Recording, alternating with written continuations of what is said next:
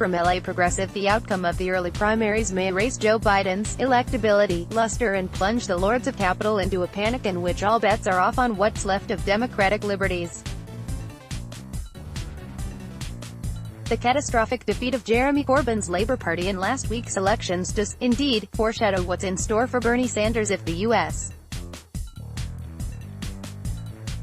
ruling class believes the self-styled socialist has a real chance of winning the Democratic presidential nomination.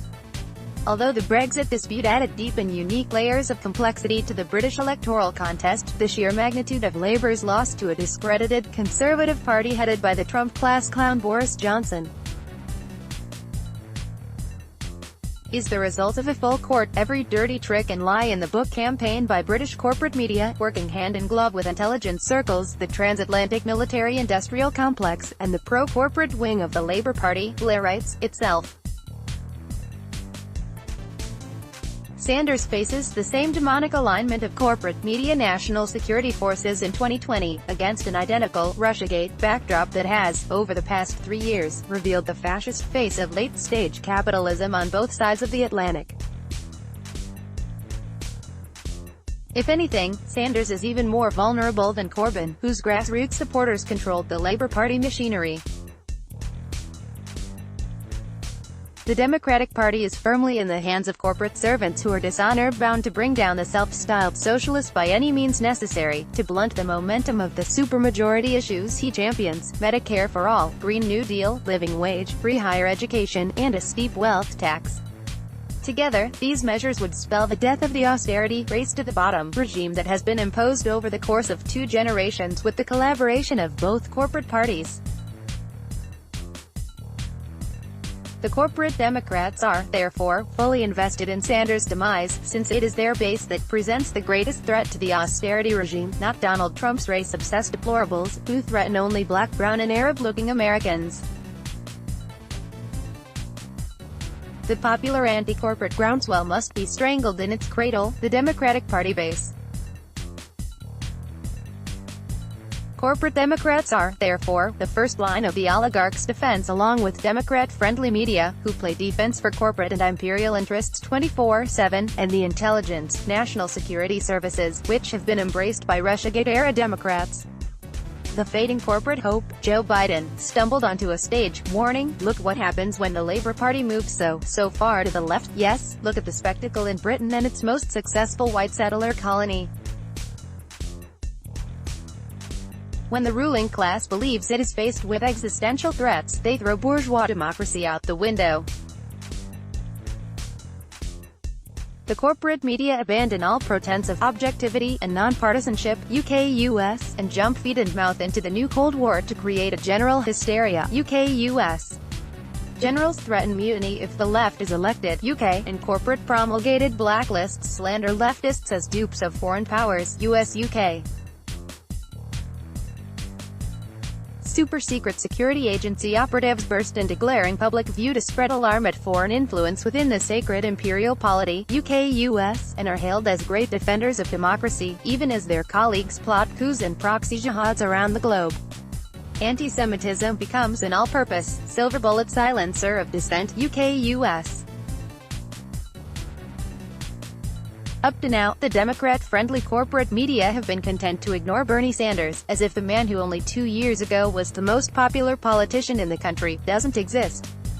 But all hell will break loose among the ruling class and its servants if Sanders wins or places very well in the New Hampshire primary, February 11th, and Iowa caucuses, February 3rd, especially if Joe Biden does poorly, as expected, and leaves defense of the oligarchy in the untested, black unfriendly hands of Pete Buttigieg. Biden's strength among black voters, his ace in the South Carolina hole, will quickly dissipate if the old incarcerator loses his electability luster in the early contests. Most black Biden supporters are not centrists, in the white sense of the word, and favor Sanders or Warren as their second choice, and Sanders and Warren are winning big among black voters under 40. Blacks make up a quarter of Democratic voters, and virtually none want Buttigieg as the nominee. That's why billionaire Michael Bloomberg has saturated the airwaves with his noxious face and voice, money muscling into what has been shaping up as a four-person race: Sanders, Warren, Biden, Buttigieg, that could very well end with Sanders and Warren amassing enough combined delegates to put together a presidential ticket, thus frustrating a superdelegate dictation of the lineup. Bloomberg's money is unlikely to alter this dynamic, as should be evident from polling early in the new year.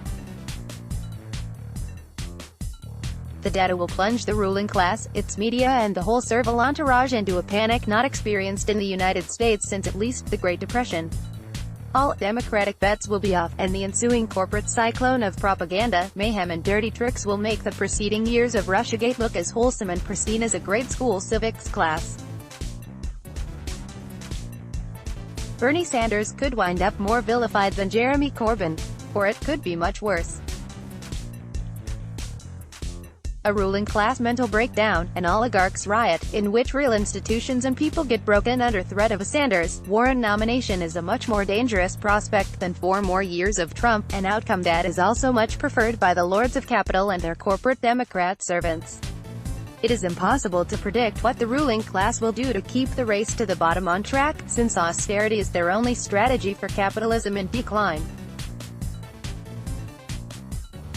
But it is absolutely clear both here in the belly of the global superpower beast, and in the old empire on the Thames, that every bourgeois liberty is on the table for elimination when the oligarchs feel existentially threatened. If you think they went crazy over the election of Trump, an impulsive and undependable member of their own class, imagine what they will countenance when an austerity buster threatens to take leadership of the other half of the electoral duopoly, and then contest for the presidency. For the record, and as every conscientious reader of Bar should know, none of the editors at Black Agenda Report are Sandernistas. Our job is political analysis, and our fight is for socialism and black self-determination. If you read any pro-democratic or other corporate party bias in our work, then you are reading wrong.